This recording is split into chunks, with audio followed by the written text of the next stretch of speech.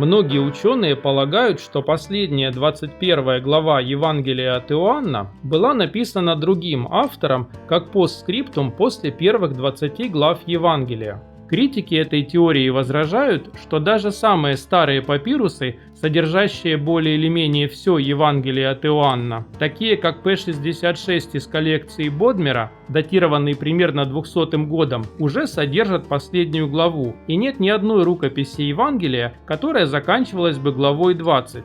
Хотя, если бы кто-то действительно взял распространяющуюся в списках короткую версию Евангелия из 20 глав и просто добавил к ним еще одну, то логично было бы ожидать, что и длинная, и короткая версии Евангелия будут распространяться параллельно хотя бы несколько десятилетий или даже веков.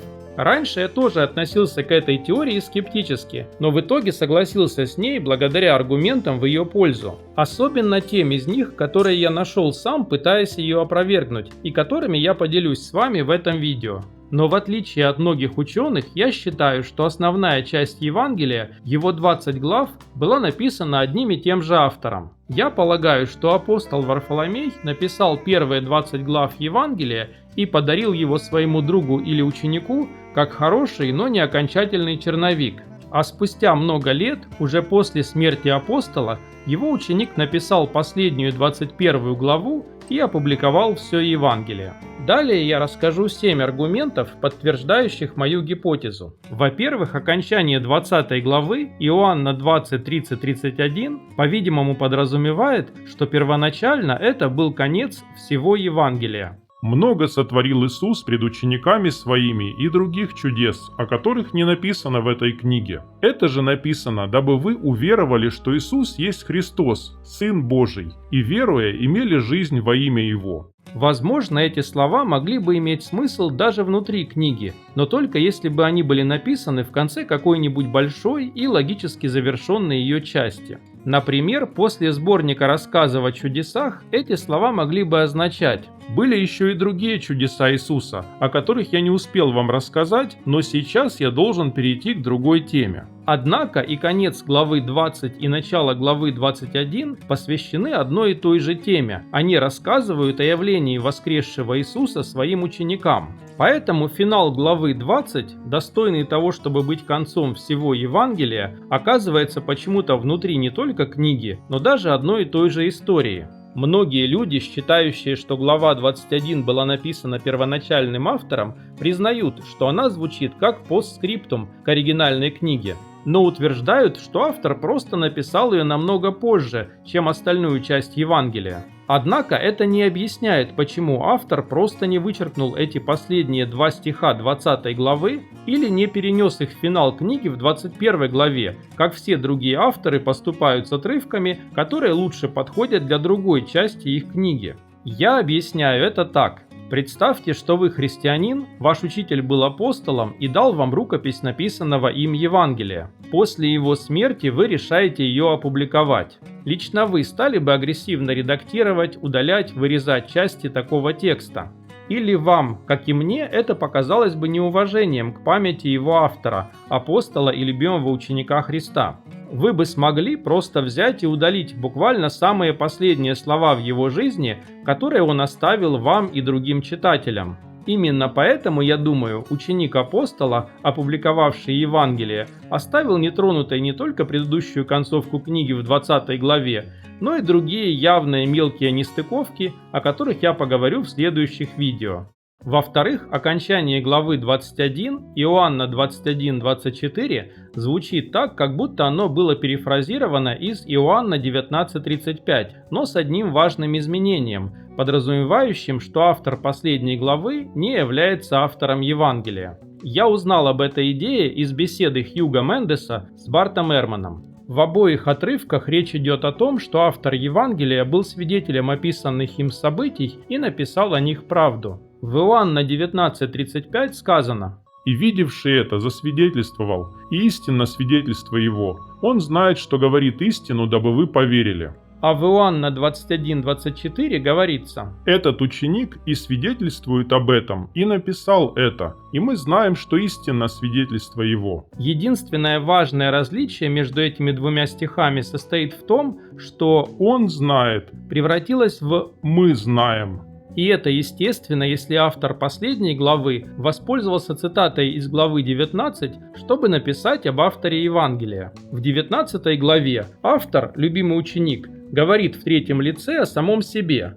Он засвидетельствовал, и он знает, что это правда. Но в главе 21 свидетельствует по-прежнему любимый ученик и автор Евангелия, однако пишет об этом автор последней главы, который решил включить себя в число тех, кто подтверждает истинность свидетельства автора Евангелия, и поэтому автор главы заменил «он знает» на «мы знаем». То есть не только он, автор Евангелия и апостол, знает, что его слова истинны, но и мы, автор последней главы и читатели, тоже это знаем. Некоторые критики говорят, что подобная смена местоимений происходит также, например, в Иоанна 3:11. «Истинно, истинно говорю тебе, мы говорим о том, что знаем, и свидетельствуем о том, что видели». Но здесь первое лицо единственного числа «говорю» просто меняется на множественное «говорим», не влияя на общий смысл. В обоих случаях ясно, что Иисус говорит про самого себя. Множественное число «мы» вместо «я» просто добавляет некий отстраненный или, как бы мы сказали сегодня, академический оттенок. А переход в главе 21 с «он» на «мы» действительно меняет смысл фразы. И должна быть причина, почему автор последней главы почувствовал необходимость сделать это существенное изменение, в остальном почти дословно цитируя стих из главы 19. Еще один вопрос, который вы можете задать: почему ученик или друг, писавший после смерти главного автора, использовал настоящее время, утверждая, что автор свидетельствует, а не свидетельствовал? Но это можно легко объяснить. Автор 21 главы явно старался сделать ее похожей на остальную часть книги. Кроме того, автор Евангелия по-прежнему свидетельствует нам о тех событиях через написанную им книгу, в которой мы читаем его слова даже через почти 2000 лет после ее создания. В-третьих, критики обычно утверждают, что 21 глава написана в том же стиле, что и остальная часть Евангелия. Но в этом нет ничего удивительного, если автор 21 главы старался сделать свой текст естественной частью книги, не выделяющейся среди других частей. Также, если он был ревностным последователем апостола Варфоломея, который написал первые 20 глав, то перечитывал его Евангелие снова и снова на протяжении многих лет, возможно, даже заучивая некоторые отрывки наизусть, как тогда было принято. В древнем мире книги были очень редкими и дорогими, поэтому перечитывание одной и той же книги сотни раз было гораздо более распространенным явлением, чем сегодня. Но если читать главу внимательно, то заметно, что стиль все-таки не совсем тот же самый. Например, начало главы на греческом звучит довольно неуклюже, если сравнивать его с рассказами о явлениях Иисуса своим ученикам в предыдущей главе. В синодальном переводе в Иоанна 21:1 говорится: «После того опять явился Иисус ученикам своим при море Тивериадском. Явился же так». Заметим, что древний текст не был разделен на главы, поэтому то, что нам может показаться естественной вводной фразой в начале новой главы, вовсе не естественно, если читать исходный текст без деления на стихи и главы и даже без пробелов между словами. В описании явления Иисуса в предыдущей главе не было вводных фраз вроде «после этого» «метатаута». Но мы можем найти эту фразу в 19 главе, в Иоанна 19:38. Однако там эти вводные слова «после этого» естественно и логично символизировали переход от рассказа о смерти Иисуса к описанию его погребения, действительно произошедшего вскоре после этого. А в главе 21 эта же фраза используется без какого-либо повода, прямо посреди одной и той же истории, поскольку и до нее, и после воскресший Иисус является группам своих учеников. Непонятно, почему некоторые из описанных явлений Христа надо было объединить вместе словами «после этого», переходя к следующему подобному событию. Возникает ощущение, будто продолжая ту же историю, кто-то другой начинает писать с нуля, чувствует себя несколько неуверенно и нуждается во вводных словах, вместо того, чтобы просто и естественно продолжать свой рассказ, как это сделал бы исходный автор. И после вводного предложения главы 21 второе короткое предложение еще более неловкое. Первое предложение начинается словами «После того опять явился». а второе словами «Явился же так». повторяет даже то же самое слово «эфанеросен» – «явился» или «открылся». Слишком многословно для простого продолжения той же истории. Такое ощущение, что кто-то очень старается подражать стилю книги, буквально цитируя фразы из нее, но чувствует некую неуверенность или небольшой творческий кризис. Еще один резкий стилистический сдвиг состоит в буквально постоянном присутствии любимого ученика, то есть автора первых 20 глав Евангелия, во всех событиях последней главы. Это легко объяснить, если предположить, что последнюю главу писал ученик автора основной части Евангелия, который думал о своем учителе, дописывая его книгу, и писал свою главу как дополнение к его Евангелию для него и про него. Но если вы верите, что последнюю главу написал тот же автор, то как вы объясните его внезапно возросший интерес к самому себе в последней главе собственной книги? В-четвертых, в Иоанна 21:15 говорится: Когда же они обедали, Иисус говорит Симону Петру: «Симон Ионин, любишь ли ты меня больше, нежели они?» Петр говорит ему: «Так, Господи, ты знаешь, что я люблю тебя». Иисус говорит ему: «Паси агнцев моих». Иисус повторяет это еще 2 раза и снова велит Петру пасти его овец. Это выглядит как отмена тройного отречения Петра от Христа в главе 18 и его повторное назначение главным апостолом. Этот отрывок может означать, что автор главы 21 собирался опубликовать Евангелие в сообществе, которое уважало Петра больше, чем других апостолов, и беспокоился, что нелестная история о Петре, трижды отрекшемся от Иисуса или сидящем так далеко от Иисуса за столом во время Тайной вечери, что ему пришлось просить любимого ученика задать Иисусу вопрос, звучали слишком критически и могли быть оскорбительными для христианской общины, уважающей Петра как лидера апостолов. Рассуждая чисто психологически, я не думаю, что некий апостол, особенно называющий себя любимым учеником, сформулировал бы эти мысли подобным образом. Утверждение, что Петр любит Иисуса больше, чем другие апостолы, звучит очень странно, если оно было написано одним из этих других апостолов. Представьте себе, что вы говорите своей жене, мужу, девушке или парню: Наш общий друг любит тебя больше, чем я. Вы не можете объективно сравнить, насколько сильно разные люди любят других людей. И когда вы говорите людям, что вы их любите меньше, чем кто-то другой, это звучит достаточно оскорбительно. Даже если Петр действительно сказал, что он любит Иисуса больше, чем другие апостолы, автору не обязательно было цитировать его дословно. Он мог бы просто написать, что Петр сказал, что любит Иисуса, убрав сравнение с собой и другими апостолами, которое он сам должен был наверняка воспринять как несправедливое и обидное. Или если бы другой апостол цитировал Петра буквально, было бы вежливо даже по отношению к Иисусу добавить возражение вроде: Петр так сказал, но мы, другие апостолы, безусловно, любим Иисуса не меньше, чем он. Я просто не могу себе представить, чтобы человек, считавший Иисуса воплощением божественного логоса, называвший себя его любимым учеником, бывший рядом с Иисусом на Тайной вечере, рисковавший своей жизнью, оставаясь как можно ближе к Иисусу во время его суда и смерти, и в конечном итоге отдавший свою жизнь за Христа как мученик, вдруг решил закончить свою книгу в стиле, который психологи сегодня назвали бы пассивной агрессией, согласившись с тем, что он на самом деле не любил Иисуса так сильно, как Петр.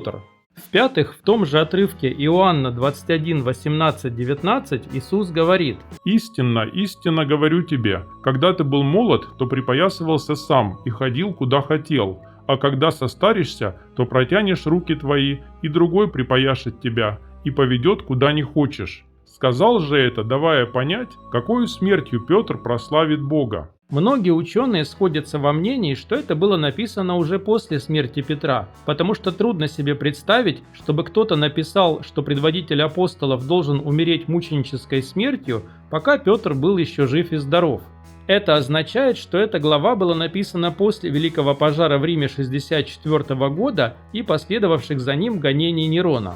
Эта датировка сама по себе еще не доказывает, что автор последней главы не был апостолом, поскольку она также соответствует и традиционной точке зрения, что автором Евангелия был Иоанн, написавший его в конце века. Но, как я объяснил в моем 7-м видео, я думаю, что это мнение ошибочно. Евангелие полно свежих личных, географических и культурных подробностей, которые ни одна человеческая память не может сохранить даже десятилетие или два, не говоря уже о как минимум 40 годах. Также его автор был талантливым писателем и интеллектуалом, и трудно представить, что он не захотел ничего написать о своем знакомстве с Иисусом вскоре после его смерти, а может и при его жизни. Кроме того, вопросы, обсуждаемые в Евангелии, актуальны для времен служения Иисуса и еще в течение десятилетия или двух после этого. Но даже проблемы, обсуждаемые в посланиях Павла 50-х годов, никак в Евангелии не затрагиваются. Так что первые 20 глав Евангелия и его последняя глава действительно принадлежат к разным эпохам. 21 глава была написана как минимум на 30 лет позже начала работы апостола Варфоломея над Евангелием, определенно после середины 60-х, а не 30-40-х годов.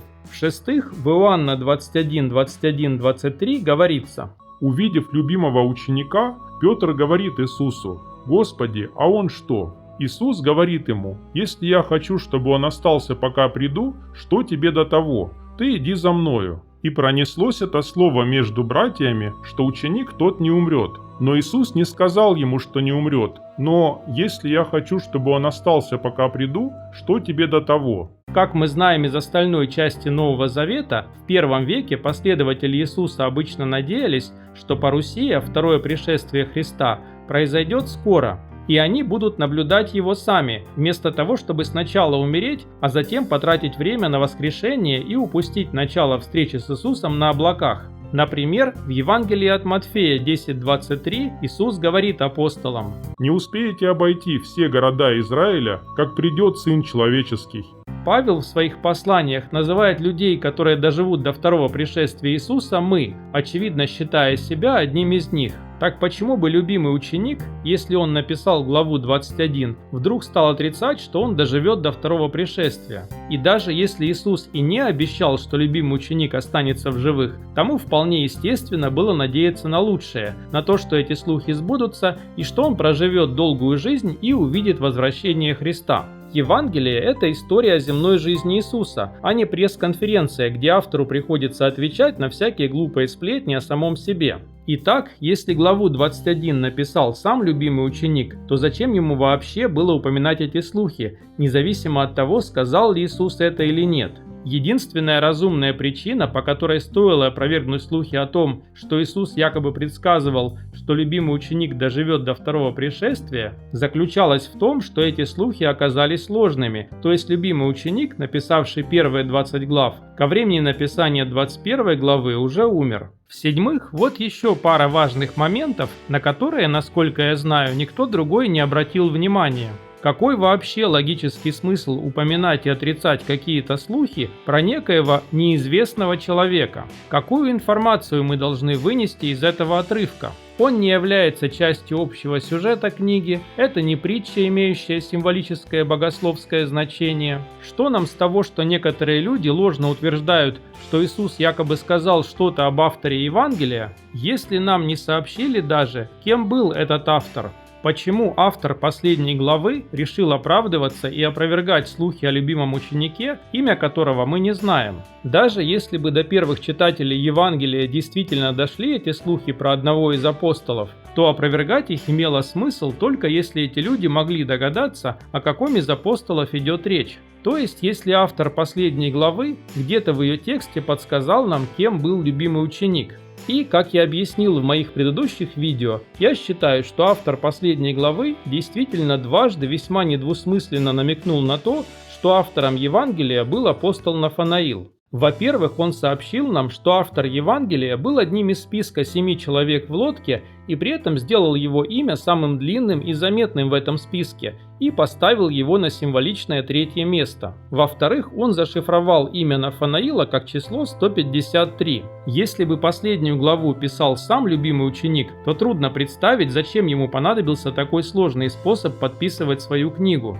Если он хотел, чтобы его имя было известно, он бы просто сообщил его читателям, а если нет, то он вообще не упоминал бы его. А вот если 21 главу написал ученик автора Евангелия, который опубликовал все Евангелие только после смерти своего учителя, то желание зашифровать его имя вполне понятно, если автор последней главы не знал, хотел ли апостол подписать свиток Евангелия своим именем или так и остаться навечно анонимным, любимым учеником. С одной стороны, он хотел сообщить миру имя автора Евангелия, своего учителя, но с другой беспокоился, что это может нарушить его последнюю волю. И поэтому он сделал то, что делали в подобных ситуациях другие древние люди. Зашифровал имя автора, позволив читателям угадать его самостоятельно. Итак, подытоживая вышесказанное, многие специалисты, изучающие Новый Завет, предполагают, что последнюю главу Евангелия от Иоанна написал не тот человек,